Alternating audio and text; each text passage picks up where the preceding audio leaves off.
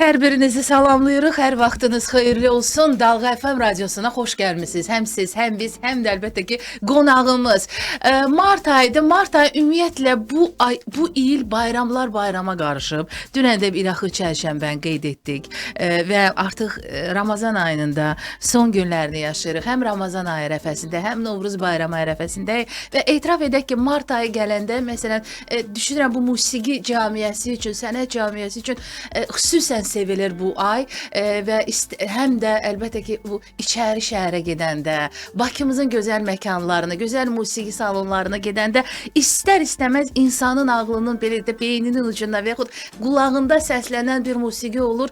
O da Bakı gecələri də ola bilər. O insanı düşündürən düşüncələr də ola bilər. Mart ayıdırsa əlbəttə ki o Mart kompozisiyası olur və çünki Mart ayında da elə bir musiqiçi dünyaya gəlmişdi ki 16 Mart tarixində Azərbaycan musiqisini, Azərbaycan caz, muğam sintezini bütün dünyada təbliğ edən Vaqif Mustafazadə. Onun doğrudan da bəzən deyirlər insan necə yaşamağı, nə qədər yaşamağı önəmli deyil. Necə yaşamağı önəmlidir və az ömür sürsə də o bugün də cismən olmasa da ruhən yaşayır. Onun sənətini yaşadanlar var. Onun o qoyub getdiyi o sərvəti qoruyub göz bəbəyi kimi ötürənlər var. Onlardan biri də gözəl pianoçumuz, caz ifaçısı, əməkdar artist Emil Əfrasiyevdir. Xoş gəlmisiniz. Salamlayıram Sevinç xanım. Təşəkkür edirəm Dalğa FM-a ilk növbədə rəhbərliyinizə və fürsətdən istifadə edərək bu gözəl müqəddəs Ramazan ayımızda bütün Azərbaycan xalqımızı qarşıda gələn bayramlarla təbrik etmək istəyirəm. Sizin sözünüzə qüvvət olaraq bayram-bayrama qarşı və onu da qeyd edeyim ki, Mart ayında iki dahi şəxsiyyətimiz həyata göz açıb. Biri Vaqif Mustafazadə 16 Mart tarixində və ikincisi olaraq yəni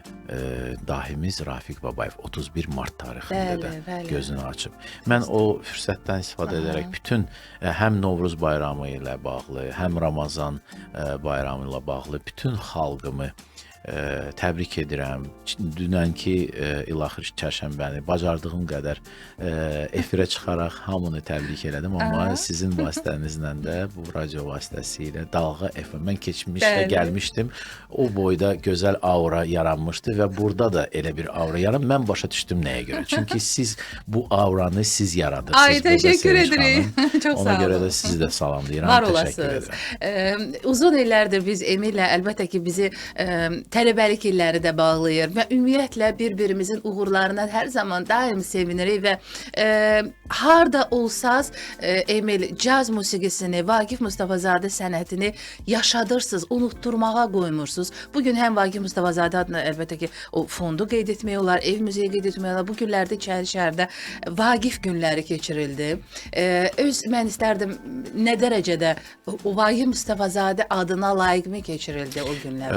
Həqiqətən də mən sizə təşəkkür bildirirəm, amma tamaşaçılar bilmirsə, elə siz bir yerdə təhsil aldığımızı məqamına toxundunuz. Mən demək istəyirəm ki, biz bir yerdə həqiqətən oxumuşuq və Sevinç xanım, siz gözəl və peşəkar pianoçu olmuşsunuz. Təşəkkür edirəm. Layiqincə Azərbaycan Bakı Musiqi Akademiyasının magistr pilləsini də bitirmişsiniz. Peşəkar pianoçu kimi və mənim yadımdadır sizin çox gözəl bir həmin o dövlət yekun attestasiyası. Çox mükəmməl şəkildə. Ona görə də siz bilirsiniz, siz nədən danışanda bilirsiniz. İkinci növbədə mən həqiqətən birinci növbədə ölkə rəhbərliyimizə, yəni Heydər Əliyev Fonduna, eyni zamanda Azərbaycan Respublikasının Mədəniyyət Nazirliyinə dərin təşəkkürlərimi bildirirəm. Nəyə görə yox ki, məhz Vaqif günləri caz gecəsi keçirilib? Yox. Məsələ ondan ibarətdir ki, son illərdə artıq fokuslanmış şəkildə və istiqaməti düzgün götürərək bu kimi tədbirlər silsilə ənənəsinə çevrilib.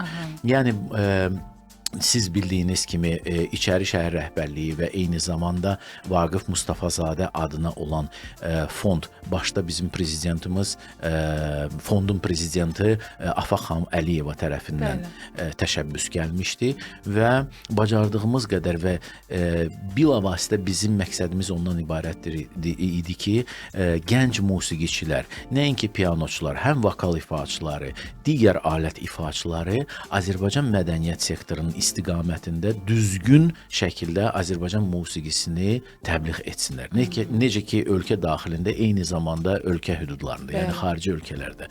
Və bugünkü gündə onların hansısa bir məkanda, yəni Azərbaycanda Bakı şəhərimiz, sevimli şəhərimizdən danışsaq, bu səhnələr onlar üçün hardasa belə bir rehearsal forması, yəni məşq prosesi kimi keçir. Çünki Azərbaycan xalqımızın qulağını aldatmaq olmaz. Əlbəttə. Yəni Azərbaycan dinləyicisini həqiqətən də aldatmaq qeyri-mümkündür. Ona görə də onlar, mən düşünürəm, gənc musiqiçilər. Yəni mən tədbirə gətirirəm ki, Vaqif Mustafazadənin olan hansısa tədbir keçirildi və yaxud digər Rafiq Babayev və digər musiqiçilər, dahilərimiz Niyazi, Tofiq Quliyev kimi musiqiçilərə əgər biz hansısa bir tədbir keçiririk və bildiyiniz kimi 18 sentyabr tarixində artıq ümummilli lider tərəfimizdən Üzeyir Hacıbəyov adına musiqi günü adlanan bir ənənəyə keçən bu musiqi günüdür. Ona görə də bu silsilə şəklində keçirilən tədbirlərə görə mən dərin təşəkkürlərimi dövlətimizə bildirmək istəyirəm. Çünki həqiqətən də artıq planlaşmış, artıq bilirsiniz indi nələr baş verir. Artıq hal-hazırda biz yanvar ayında, fevral ayında biz bilirik ki, ilin sonuna qədər nə olacaq? Çünki iniş ilindən artıq 2 il qabaqcadan tədbirlərin artıq tərtib olunur ki, siyasi. Çünki keçmiş ilindən eləsək biz çatdırmamaq ehtimalı var. Ona görə də bizə 2 il öncədən planını, geniş miqyasda keçirilir. Sadəcə force major qismində, misal üçün, Vaqif Mustafazadənin İçəri şəhərdə keçirilən tədbiri kimi və yaxud hansısa tanınmış Xorvatiya ölkəsində Azərbaycan mədəniyyət günləri və yaxud hansısa festivalda Azərbaycan musiqisinin yer alması və yaxud hansısa bir gənc musiqiçinin, misal üçün siz bildiyiniz kimi Azərbaycan Milli Konservatoriyasında Populyar Musiqi və Caz İfaçılığı kafedrası 4 il yaranıb və onu sabiq rektorumuz, çox hörmətli xalq artistimiz Şərəf və Şöhrət ordendi Siyavuş Kərimi tərəfindən yaradılıb və orada da hal-hazırda artıq bakalavriat səviyyəsinə gələn tələbələrimiz var. İnanın ki, yorulmuşuq ki, onu bu dərsdən icazə almaq, o birisi dərsdən. Çünki həqiqətən də silsilə tədbirlərin əsasında onlar ya xarici ölkələrdə Azərbaycan mədəniyyətini təbliğ edirlər.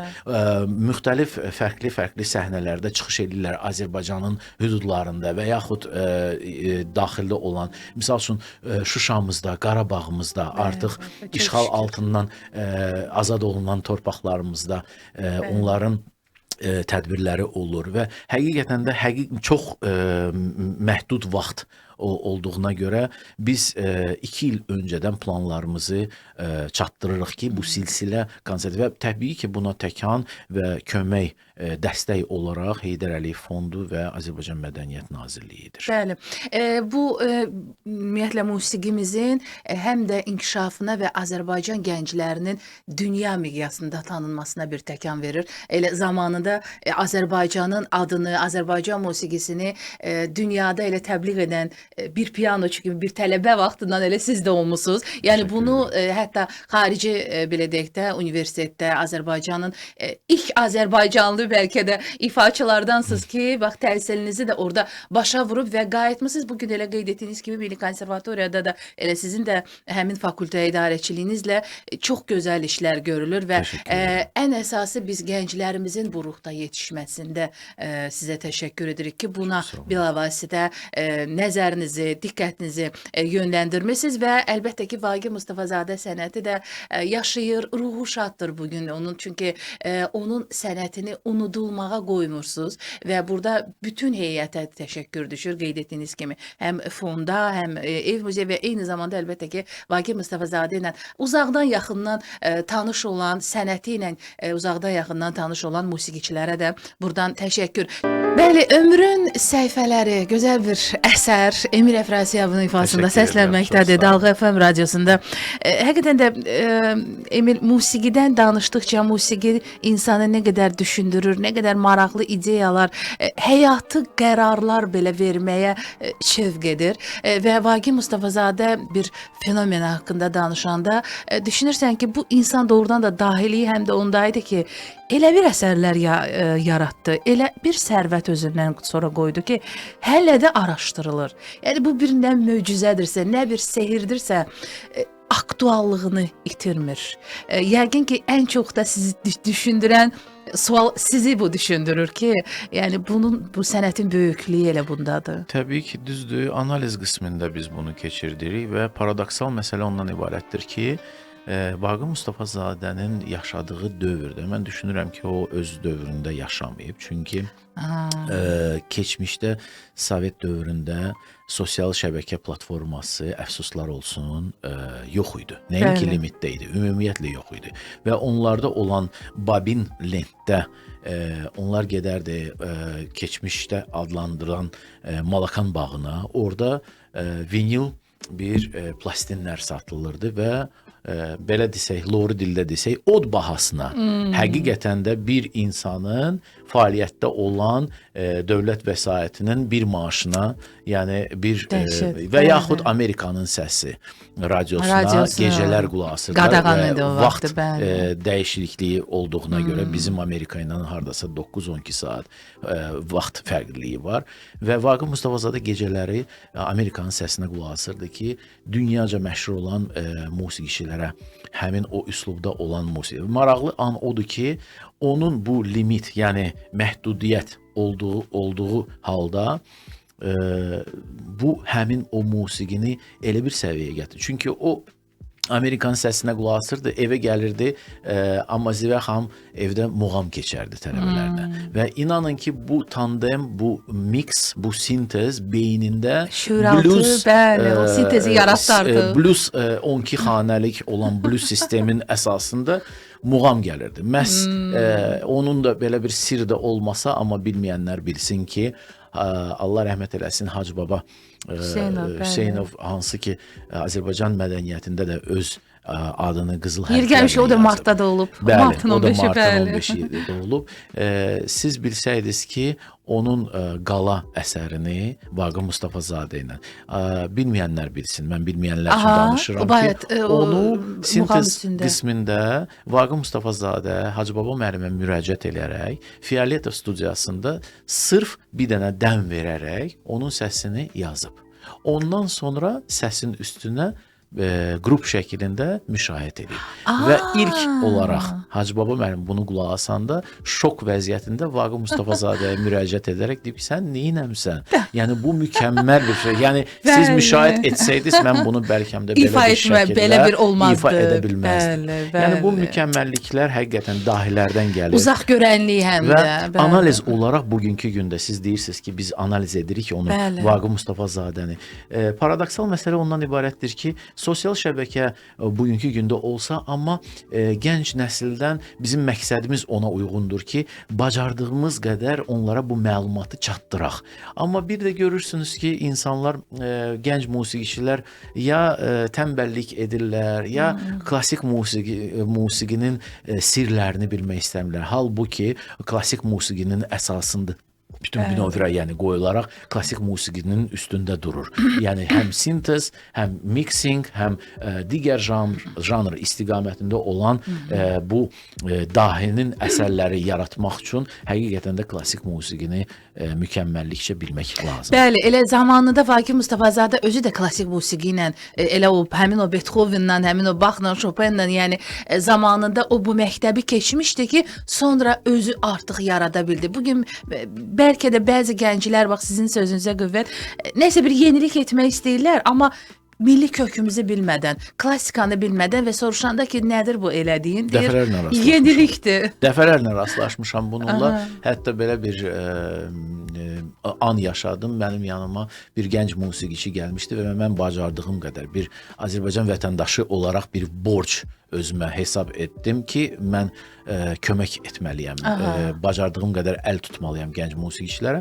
Amma həmin o gənc musiqiçi dedi ki, mən klassik musiqinin tərəfdarı deyiləm, yəni mən maraqlanmıram onunla və onda bizim çox dərin bir mənalı bir söhbətimiz baş tutdu. Çünki dedim ki, oğlum siz tonika subdominanta dominanta dairəsini bilməsəz ümumiyyətlə, axı bir hansısa bir əşya alanda onun da içində bir pasport olur. Bəli, pasport nə deməkdir? Yəni bəli. ki, onun qanunu, yəni həmin o əşyanı işlətmək forması. Təbii ki, əgər 220 voltluq olan biz hansısa əşyanı 120 volta salsaq, təbii ki, yanacaq o, həmin o motoru yanacaq Bəli. və yaxud nəsə. Məsələ də elə odur ki, klassika musiqisi qanundur. Siz də məndən yaxşı bunu bilirsiniz. Yəni onun bir növrəsini klassika qoymayanda, Bəli. çünki caz janrı nədir? Azad janrıdır. İmprovizədir, bəli. Ürək ifa eləyəndə barmaqlar ifa etməyəcək. Müxtəlif texnika bəli. olmadan, müxtəlif hansısa obraz musiqi janrında olan obrazı yarada bilməyən bir fikir, düşüncə. Hardasa bir aktyorluq istiqamətindədir də bu da. Çünki həmin o alətdə indi mən pianoçulara deyirəm ki, yağış hissi yaratmaq lazımdır piano dillərində. Kədər hissi və yaxud adi bir günəşli bir günü və yaxud narahatçılıq hisslərini. Yəni hardasa caz musiqisinə müraciət edən insanlar mən düşünürəm ki, hardasa o obraz qismində bəstəkarlıq istedadı olmalıdır. Əgər yoxdursa o insan özünü məcbur edib adi bir iki not da olsa. Yəni insanlar hər zaman mənə tələbələrim müraciət edir ki, bu musiqi gəlmir. Mən necə bu musiqini yarada bilərəm? Deyirəm, adi nömrə, mobil nömrə götür. Müxtəlif bizim, maşallah, bizim operatorlarımız çoxdur. Azərsəl, Baksel, Narmobile. Deyirəm, adi telefon nömrəsi, maşın dövlət nişan nömrəsini götürün. Deyir və sonra deyirəm ki, 24 kanallıq var. Misal üçün 617 838 misal üçün deyirəm 617 617 əgər do majorda la notunu edirsə, mi bemol majorda bu do notu eləyir. Yəni ki, mən bunlara başa salıram ki, siz bu nömrələrlə bir mövzu, not yığa bilərsiniz. Maraqlı bir yanaşma. Bu notların əsasında bir açar verdi siz sanki. Təbii ki, yəni həmin o notların, o rəqəmlərin əsasında əgər kimdəsə bəstəkarlıq hətta o ideya yoxdursa, ideya yoxdursa, misal üçün Dalğa FM-in 92.5 925. Bu da 9-cu pillə, 2 və 5-ci pilləni götürüb işlətmək olar və bizim görün nə qədər zəngin, yəni 24 tonallığımız var. Bəli. Həm 12 major, 12 minor. İndi bu peşəkar musiqiçilər bilirlər ki, söhbət nədən gedir. Bəli. Amma mövzu, yəni məndə bəstəkarlıq istedadı yoxdur düşüncəsi, mən düşünmürəm ki, bu düzgün bir yoldur və ona görə də bacardığımız qədər həmin o mövzuları uşaqlara, tələbələrimizə bacardığımız qədər çatdırırıq ki, həmən o istiqamətdə bəlkə gələcək Vaqif Mustafazadəmiz, Rafiq Babayevimiz da olur. Bəli, deyir, hər kəsdə bir Beethoven, bir Mozart yatır. Təbii. Onu sadəcə kəşf etmək lazımdır həqiqətən də və o qədər asan üsullar belə söylədiniz. Məncə bu mesaj bir çox istedadlara bu mesajdan mütləq istifadə edin, yaxşı mənada bəhrələnin. Möhtəşəm bir kompozisiya, hətta bir papır şəklində təqdim olundu. Emin Əfrasiyabın ifasında Tofiq Quliyevin əsərləri idi və mən hətta belə bu lentin yazılmasını yadıma gəlir. Təbii ki, Tofiq Quliyevin dahi bəstəkarımızın 100 illik yubileyində Heydər Əliyev fondunun tərəfindən təşkil olunmuş Heydər Əliyev mərkəzində həmin o konsert idi və o konsertində mən oradan lent alınan, canlı ifadan lent alınan bir ifa idi. Əslində Emil, bugün sizin ifanızı da eşidəndə mən bir məqamı da toxunmaq istəyirəm. Elə əslində kompozisiya gedən vaxtı da bizim müzakirələrimiz davam edir. Çünki iki musiqiçi bir araya gəldisə mütləq ki, orada bir qızğın bir müzakirə getməlidir. Əslində bunu sizə də hörmətli dinləyicilər və izləyicilərimiz və sırf sənətə, musiqiyə, caza, Azərbaycan musiqisinə dəyər verənlərə də bunu ötürmək istəyirik ki, bax söylədiniz ki, o həmin o dünya musiqiçiləri, Bill Evans olsun, Miles Davis olsun və eyni zamanda bəli, bax o caz musiqiçiləri, eyni zamanda muğam, klassika, bugünkü estrada, yəni bütün bunları birləşdirmək üçün əlbəttə ki, bura bir çıxış yolu var və o həmin illərdə yaşayan sənətkarları hiss etmək üçün, duymaq üçün də əlbəttə ki, bunun da bir yolu var, bunun da bir əlifbası var, bir məktəbi var. Təbii ki, mən dediyim kimi, misal üçün Azərbaycanın torpağı o qədər zəngindir ki, bəli, biz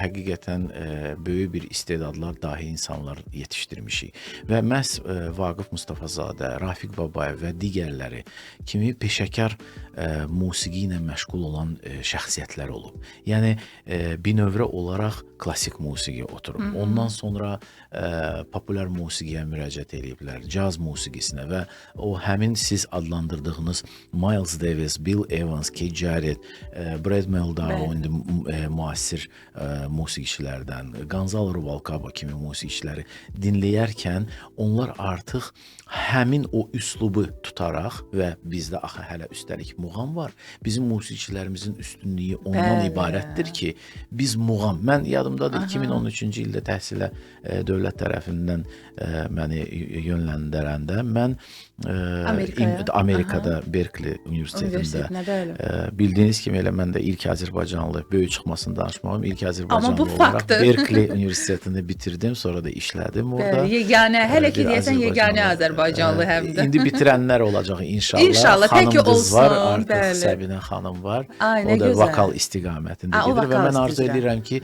digər musiqiçilərimiz, pianoçularımız, digər alətdə ifaçılar, vokal ifaçılarımız, yəni bilirsiniz, bu iki tərəflidir. Çünki mən birini qoyub başqasını danışıram. Məsələ ondan ibarətdir ki, onlar nəinki təhsilə gedirlər. Eyni zamanda onlar Azərbaycanın təbliğatı ilə məşğul olurlar. Baxmayaraq ki, səfirlik hansısa bir işi görəndə, əfsuslar olsun, Boston şəhərində Azərbaycan səfirliyi nə konsulluğu yoxdur. Amma onlar bir Azərbaycanın nümayəndələri kimi Azərbaycanın təbliğatı ilə orada məşğul ola bilərlər. Və elə mən elə söhbətimi gətirirəm 2013-cü ildə. Mən dövlət imtahanına ora qəbul olunanda onlara çox maraqlı gəldi. İki Dünya adlı əsərimə qulaq asanda dedilər ki, bu alt yapım olan müşayiət bizə aiddir. Yəni Amerikaya, Avropa üslubunda. Bəs yuxarıda o melizmatika, o şirinlikdə onlar bilmirlər. O milli ruhda olan şirinliklər onları cəlb elədi və soruşdular ki, bu nə deməkdir və bu hardan gəlib? Təbii ki, onlar öyrənəndən sonra ki, mən Azərbaycan ölkəsindən gəlmişəm. Hətta belə bir professorum vardı, hər zaman mənə kollega deyirdi.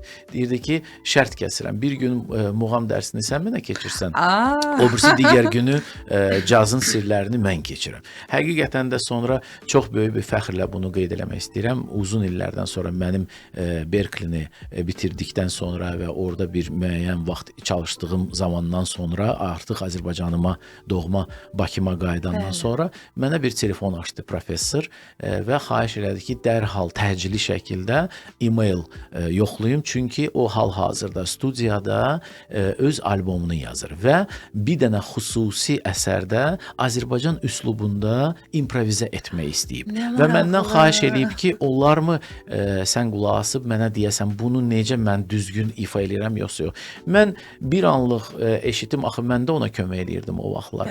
Eşitdim həmin o 16 xanədən ibarət olan improvizə Azərbaycan üslubunda idi. Yəni biz indi sizlə müzakirə edirik bacardığımız qədər. Yəni bu sözün yaxşı mənasında, yəni tamaşaçılar da dinləsə pis başa düşməsin. Yəni onu sözün yaxşı mənasında virus vermək lazımdır. O nə deməkdir? Çünki gördüyünüz kimi qonşu ölkələr, əgər qonşu adlandırılır adlandırmaq olsa, onlar bütün dünyaya öz güya adlı mədəniyyətini təbliğat etmək məqsədi ilə göstərirlər. Amma halbuki bu bizə aid olan bir məsələdir. Mən məhz yeni gənc tələbələrin xarici ölkədə təhsil alması ilə bağlı iki tərəfli baxıram. Həm təhsillərini alırlar, həm ölkəni təbliğat edirlər. Baxın, silsilə konsertlər. Bu bir neçə dəqiqə bundan öncə biz vurğuladıq ki, Heydər Əliyev Fond və Azərbaycan Mədəniyyət Nazirliyi tərəfindən silsilə qismində olan konsertlər. Bu konsertlər sırf konsert formasından bitmir. Yəni bizim məqsədimiz ondan ibarətdir ki, nəinki Azərbaycanda, ölkə xaricində, ölkənin hüdudlarında olan xarici ölkələrdə bizim musiqi təbliğatımız getməlidir. Bu ola bilər Xorvatiyada, bu ola bilər Çexoslovakiyada, Çexiyada və digər ölkədə ki, Azərbaycan mədəniyyətini layiqincə təmsil etmək. Çünki baxın, dünya Azərbaycan xalqına, Azərbaycan ölkəsinə başqa cür baxma formasına çevrilib. Yəni bu təbii ki, bizim nüfuz sahibi olan bir ölkəyi, təbii ki, bizim ölkə rəhbərliyimizin sayəsində, bizim Ali Baş Komandan cənab prezidentimiz İlham Əliyevin sayəsində, Trump 15 liderin çərçivəsində mən bunu fəxrlə deyirəm. Bizim cənab prezidentimizi peşəkar bir lider adlandırdı. Yəni biz də öz istiqamətimizdə, bizim də musiqimiz zəngindir. Bizim çox şeylərimiz var ki, biz bunu başqa digər ölkələrdən artığına göstərə bilərik və göstərəcəyik də. Məqsədimiz budur. Bəli. Və həm də indi elə bir dövr, elə bir zamandır ki, bu dövrdə də daha gözəl yollar açılıb. Bugün həm inkişaf üçün, həm Azərbaycan musiqimizin təbliğatı üçün, necə ki, əslində bunu illərdir ki, siz istər sizin belə deyək də silahdaşlarınız, sizin həmkarlarınız bunu edirsiniz, amma bu illərdə artıq bundan sonra biz bu işi daha da əl-ələ verib, necə deyərlər, o bir yumruq kimi və bir komanda şəklində bunu etmək lazımdır. Azərbaycan adına sənət, Azərbaycan mədəniyyətinin, sənətinin dünya miqyasında, dünya arenalarında əlbəttə ki, səslənməsi üçün və əlbəttə ki, həm də sənətkarlarımızın ruhu qarşısındadır. Bu bizim bir mənəvi borcumuzdur. Ən çox da əlbəttə ki, bu sənətin içində, daxilində olan və bu sənətlə yaşayan insanlar və bilirik ki, bundan sonra da əlinizdən gələni əsirgəməyəcəksiniz və həm də daha bir missiyanızda sözsüz ki, gənc nəslin yetişdirilməsində böyük əməyiniz var. Bugün bayaq söhbət arası əsnasında söylədiniz ki, yəni bugün təkcə o vaxt var idi ki, caz Bakıda məşhurlaşırdı. Bakı caz şəhəri kimi tanınırdı, amma çox gözəl bir məqamı söylədiniz ki, bugün sosial şəbəkələr olsun, həmin o dünyada səfələnən dünya Azərbaycanlılarının da sayəsində İstənilən bir məkanda, hətta ucqar bir kənddə belə bugün pianoçular, caz ifaçıları yetişir və onlar bugün bilirlər ki, ünvan aradı. Bugün Milli Konservatoriyada da bu tədris olunur. Elə sizin kafedranızda, sizin fakültənizdə və neçə-neçə bölgələrimizdə istedadlar var ki, onları yetişdirirsiniz. Bu yolda sizə uğurlar arzu edirəm. Mən təşəkkür edirəm. Mən bir məsələni vurğulamaq istəyirəm. Bir dəqiqə vaxtınızı aparacağam. Bilirsiniz, mən o qədər səmimi danışmaq istəyirəm ki, dinləyicilər də məni eşitsin. Bunu mesaj kimi yox, amma mən son vaxtları görürəm ki, müxtəlif insanlarda hansısa bir hisslər var. Bu necə ki, Allahdan verilən pay, amillər, qürur hissləri, fəxr və eyni zamanda bilirsiniz, bu paxıllıq ki var. Bu çox ağır bir şeydir. Mənim məqsədim ondan ibarətdir ki, hal-hazırda Azərbaycanı təbliğ edən musiqiçilər, dünyaca tanınmış pianoçuları, mən elə adlarını çəkə bilərəm, amma onları mən yığıb böyük bir tədbir etmək istəyirəm. Necə ki, ölkəmizdə, eyni zamanda ölkə xaricindəki Azərbaycanın bu kimi istedadlı məhz pianoçular. Mən pianoçu olaraq demirəm, amma mən pianoçularımızı yığıb bir çərçivəyə gətirib böyük bir möhtəşəm konsert silsilə olaraq, yəni turne kimi. Azərbaycan bu bilirsiniz, tək Emillə məsələ alınmır. Yəni orada həm digər musiqiçilər, digər pianoçular olmalıdır ki, və və o bizim vuran zərbə, o deyir dəmir yumruğumuzu Bəli. biz göstərməliyik. Yəni bunun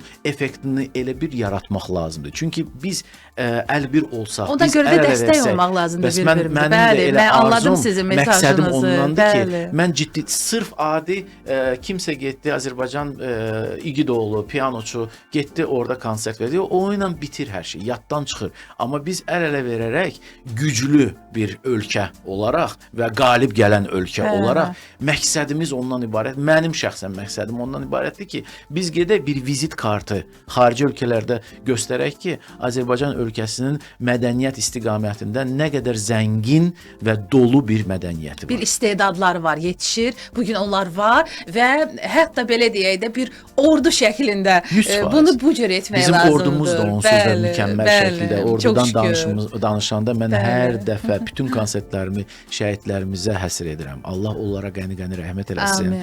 Onların ailəsinə baş sağlığı verirəm və onlara qazilərimizə tezliklə şəfa diləyirəm və ordumuzu Allah qorusun və bir mədəniyyətin ordusu da bizim borcumuzdur. Bunu yaradıb və həmin o istiqamətdə müxtəlif islahatların əsasında layiqincə təmsil etmək.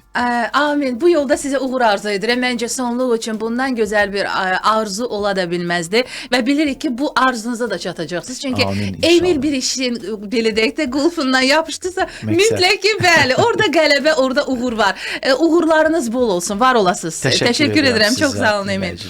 Çox xoş oldu həm söhbət olmaq. Verilişimizi bax bu qızğın və sənətdən, mədəniyyətdən, musiqidən olan diskusiyamızı, müzakirəmizi həm də görüntülü versiyada Mədəniyyət Nazirliyinin və Dalğa FM radiosunun YouTube kanallarından da mütləq izləyin. Bugünlük bu qədər. Salamat qalın.